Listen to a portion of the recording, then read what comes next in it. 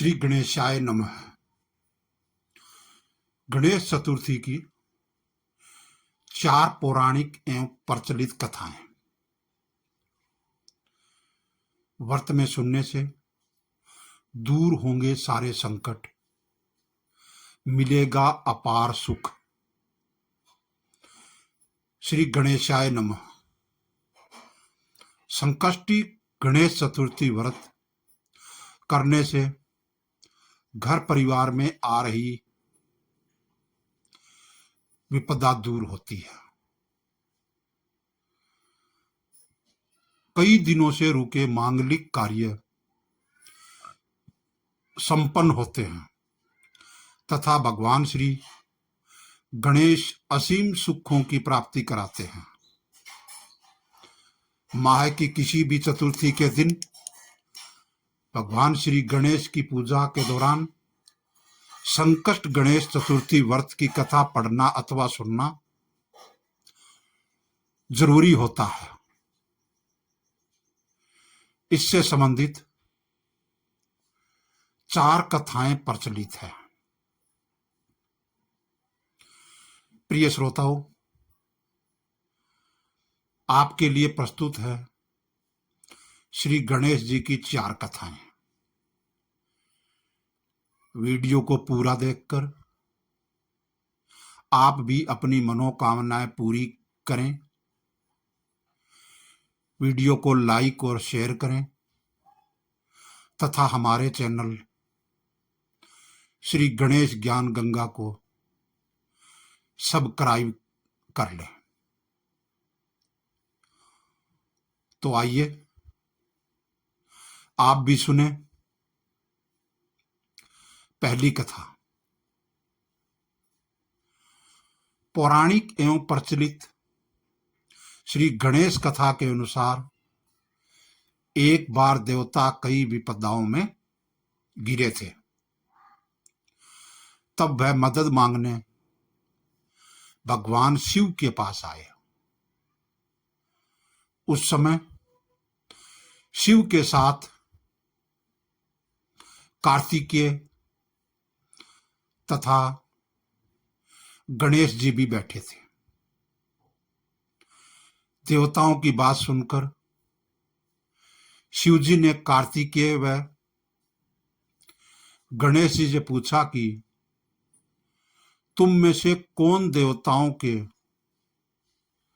कष्टों का निवारण कर सकता है।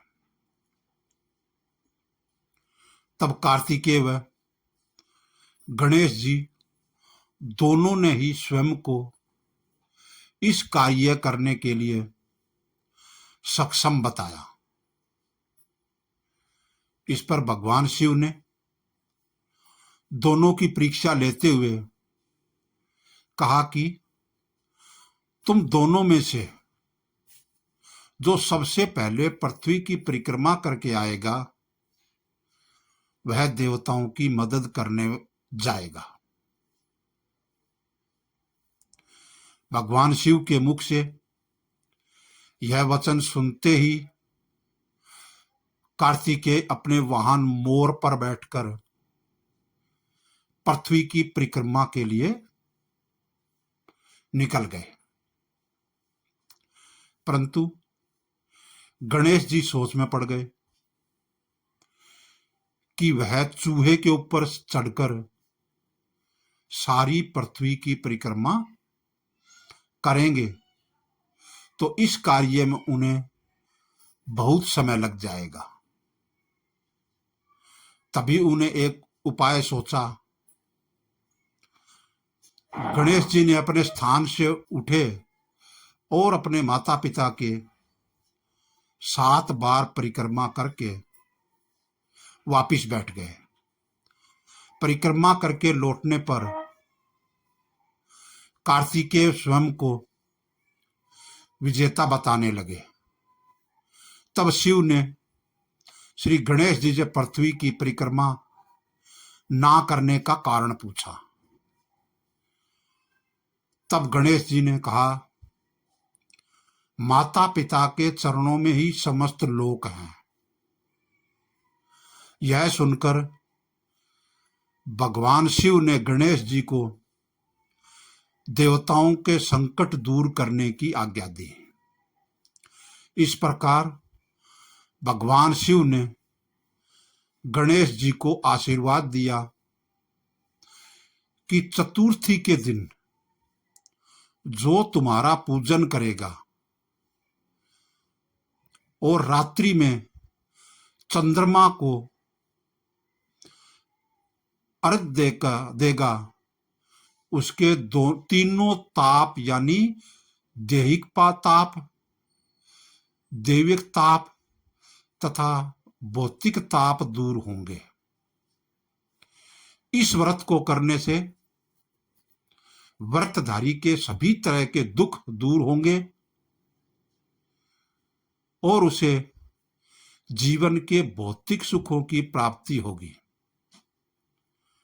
चारों तरफ से मनुष्य की सुख समृद्धि बढ़ेगी, पुत्र पुत्रादि धन ऐश्वर्य की कमी नहीं रहेगी। गणेश चतुर्थी व्रत की दूसरी कथा। एक समय की बात है, राजा हरिश्चंद्र के राज्य में एक कुमार था। वह मिट्टी के बर्तन बनाता, लेकिन वे कच्चे रह जाते थे। एक पुजारी की सलाह पर उसने इस समस्या को दूर करने के लिए एक छोटे बालक को मिट्टी के बर्तन के साथ आवा में डाल दिया। उस दिन संकट चतुर्थी का दिन था। उस बच्चे की मां अपने बेटे के लिए परेशान थी। उसने गणेश जी से बेटे की कुशलता की प्रार्थना की। दूसरे दिन जब कुमार ने सुबह उठकर देखा तो आवा में उसके बर्तन तो पक गए थे, लेकिन बच्चे का बाल बांका नहीं भी हुआ। वह डर गया और राजा के दरबार में जाकर सारी घटना बताई। इसके बाद राजा ने उसे बच्चे और उसकी मां को बुलवाया। तो मां ने सभी तरह के विघ्न दूर करने वाली संकष्टी चतुर्थी का वर्णन किया। इस घटना के बाद से महिलाएं संतान और परिवार के सौभाग्य के लिए संकट चौथ का व्रत करने लगी। तीसरी कथा। एक समय की बात है कि विष्णु भगवान का विवाह लक्ष्मी जी के साथ निश्चित हो गया।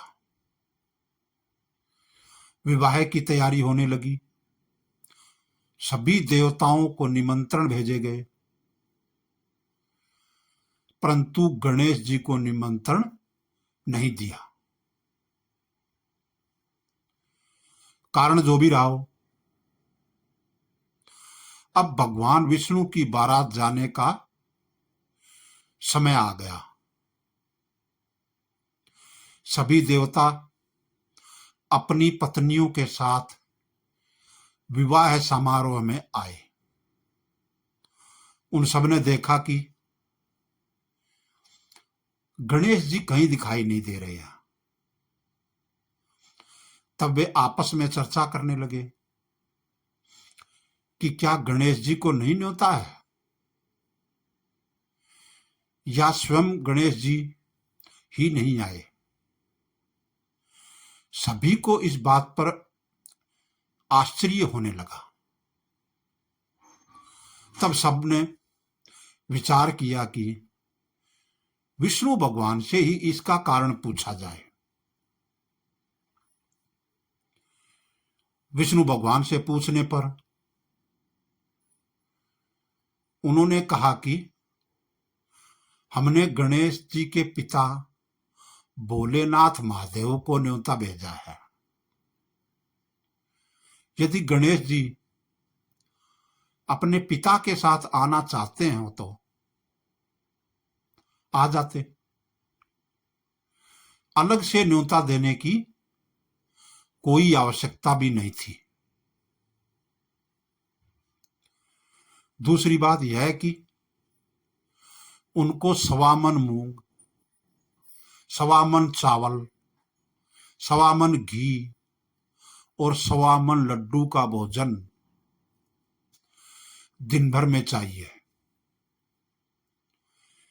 यदि गणेश जी नहीं आएंगे तो कोई बात नहीं, दूसरे के घर जाकर इतना सारा खाना पीना अच्छा भी नहीं लगता।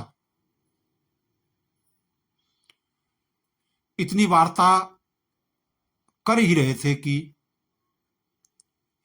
किसी एक ने सुझाव दिया, यदि गणेश जी आ भी जाएं तो उनके द्वारपाल बनाकर बैठा देंगे कि आप घर की याद रखना। आप तो चूहे पर बैठकर धीरे धीरे चलोगे तो बारात से बहुत पीछे रह जाओगे। यह सुझाव भी सबको पसंद आ गया, तो विष्णु भगवान ने भी अपनी सहमति दे दी। होना क्या था कि इतने में गणेश जी वहां पहुंच गए और उन्हें समझा बुझाकर घर की रखवाली करने बैठा दिया। बारात चल दी। तब नारद जी ने देखा कि गणेश जी तो दरवाजे पर ही बैठे हुए हैं, तो वे गणेश जी के पास गए और रुकने का कारण पूछा। गणेश जी कहने लगे कि विष्णु भगवान ने मेरा बहुत अपमान किया है। नारद जी ने कहा कि आप अपनी मूषक सेना को आगे भेज दें तो वह रास्ता खोद देगी, जिससे उनके वाहन धरती में धस जाएंगे। तब आपको सम्मान पूर्वक बुलाना पड़ेगा। अब तो गणेश जी ने अपनी मूषक सेना जल्दी से आगे भेज दी और सेना ने जमीन पोली कर दी। जब बारात वहां से निकली तो रथों के पहिए धरती में धस गए। लाख कोशिश करें परंतु पहिए नहीं निकले। सभी ने अपने अपने उपाय किए परंतु पहिए तो नहीं निकले, बल्कि जगह जगह से टूट गए। किसी की समझ में नहीं आ रहा था कि अब क्या किया जाए। तब तो नारद जी ने कहा, आप लोगों ने गणेश जी का अपमान करके अच्छा नहीं किया। यदि उन्हें मनाकर लाया जाए तो आपका कार्य सिद्ध हो सकता है और यह संकट टल सकता है। शंकर भगवान ने अपने दूत नंदी को भेजा और वे गणेश जी को लेकर आए। गणेश जी का आदर सम्मान के साथ पूजन किया। तब कहीं रथ के पहिए निकले। अब रथ के पहिए निकल तो गए परंतु वे टूट फूट गए। तो उन्हें सुधारे कौन। पास के खेत में खाती काम कर रहा था, उसे बुलाया गया। खाती अपने कार्य करने से पहले श्री गणेशाय नमः कहकर गणेश जी की वंदना मन ही मन करने लगा। देखते ही देखते खाती ने सभी पहियों को ठीक कर दिया। तब खाती कहने लगा कि हे देवताओं, आपने सर्वप्रथम गणेश जी को नहीं मनाया और न ही उनका पूजन की होगी, इसलिए तो आपके साथ यह संकट आया है। हम तो मूर्ख अज्ञानी हैं, फिर भी पहले गणेश जी को पूजते हैं, उनका ध्यान करते हैं। आप लोग तो देवतागण हैं, फिर भी आप गणेश जी को कैसे भूल गए। अब आप लोग भगवान श्री गणेश जी की जय बोलकर जाएं तो आपके सब काम बन जाएंगे और कोई संकट भी नहीं आएगा। ऐसा कहते हुए बारात वहां से चल दी और विष्णु भगवान का लक्ष्मी जी के साथ विवाह संपन्न करा के सभी सकुशल घर लौट आए। हे गणेश जी महाराज, आपने विष्णु को जैसा कारज सार्यो, ऐसो कारज सबको सिद्ध कर जो। बोलो गजानंद भगवान की जय। चौथी कथा। श्री गणेश चतुर्थी व्रत की पौराणिक कथा के अनुसार एक बार भगवान शिव तथा माता पार्वती नर्मदा नदी के किनारे बैठे थे। वहां माता पार्वती ने भगवान शिव से समय व्यतीत करने के लिए चौपड़ खेलने को कहा। शिव चौपड़ खेलने के लिए तैयार हो गए, परंतु इस खेल में हार जीत का फैसला कौन करेगा, यह प्रश्न उनके समक्ष उठा तो भगवान शिव ने कुछ तिनके एकत्रित करके उसका पुतला बनाकर उसमें प्राण प्रतिष्ठा कर दी और पुतले से कहा, बेटा, हम चौपड़ खेलना चाहते हैं, परंतु हमारी हार जीत का फैसला करने वाला कोई नहीं है, इसलिए तुम बताना कि हम दोनों में से कौन हारा और कौन जीता। उसके बाद भगवान शिव और माता पार्वती का चौपड़ खेल शुरू हो गया। यह खेल 3 बार खेला गया और संयोग से तीनों बार माता पार्वती जीत गई। खेल समाप्त होने के बाद बालक से हार जीत का फैसला करने के लिए कहा, तो उस बालक ने महादेव को विजयी बताया। यह सुनकर माता पार्वती क्रोधित हो गई और क्रोध में उन्होंने बालक को लंगड़ा होना, कीचड़ में पड़े रहने का श्राप दे दिया। बालक ने माता पार्वती से माफी मांगी और कहा कि यह मुझसे अज्ञानतावश ऐसा हुआ है, मैंने किसी द्वेष भाव में ऐसा नहीं किया।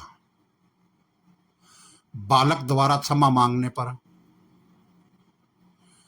माता ने कहा, यहां गणेश पूजन के लिए नाग कन्याएं आएंगी, उनके कहे अनुसार तुम गणेश व्रत करो, ऐसा करने से तुम मुझे प्राप्त करोगे। यह कहकर माता पार्वती शिव के साथ कैलाश पर्वत पर चली गई। 1 वर्ष के बाद उसी स्थान पर नाग कन्याएं आईं। तब नाग कन्याओं से श्री गणेश व्रत की विधि मालूम करने पर उस बालक ने 21 दिन लगातार गणेश जी का व्रत किया। उसकी श्रद्धा से गणेश जी प्रसन्न हुए। उन्होंने बालक को मनोवांछित फल मांगने के लिए कहा। उस पर उस बालक ने कहा, हे विनायक जी, मुझ में इतनी शक्ति दीजिए कि मैं अपने पैरों से चलकर अपने माता पिता के साथ कैलाश पर्वत पर पहुंच सकूं और वे यह देख प्रसन्न होंगे। तब बालक को वरदान देकर श्री गणेश जी अंतर्ध्यान हो गए। इसके बाद वह बालक कैलाश पर्वत पर पहुंच गया और कैलाश पर्वत पर पहुंचने की अपनी कथा उसने भगवान शिव को सुनाई। चौपड़ वाले दिन से माता पार्वती शिव जी से विमुख हो गई थी, अतः देवी के रुष्ट होने पर भगवान शिव ने भी बालक के बताए अनुसार 21 दिनों तक श्री गणेश जी का व्रत किया। इस व्रत के प्रभाव से माता पार्वती के मन से भगवान शिव के लिए जो नाराजगी थी वह समाप्त हो गई। तब यह व्रत विधि भगवान से शंकर ने माता पार्वती को बताई। यह सुनकर माता पार्वती के मन में भी अपने पुत्र कार्तिकेय से मिलने की इच्छा जागृत हुई। तब माता पार्वती ने भी 21 दिन की श्री गणेश जी का व्रत किया तथा ध्रुवा फूल लड्डुओं से गणेश जी का पूजन अर्चन किया। व्रत के 21वें दिन कार्तिकेय स्वयं माता पार्वती से आ मिले। उस दिन से श्री गणेश चतुर्थी का यह व्रत समस्त मनोकामनाओं की पूर्ति करने वाला व्रत माना जाता है। इस व्रत को करने से मनुष्य के सारे कष्ट दूर होकर मनुष्य को समस्त सुख सुविधाएं प्राप्त होती है। आशा करता हूं आपको ये चारों कथा पसंद आई होगी। ऐसी ही कहानियां सुनने के लिए हमारे चैनल श्री गणेश ज्ञान गंगा को अभी सब्सक्राइब कर लें। प्रेम से बोलो गणपति बप्पा मोरिया। श्री गणेशाय नमः।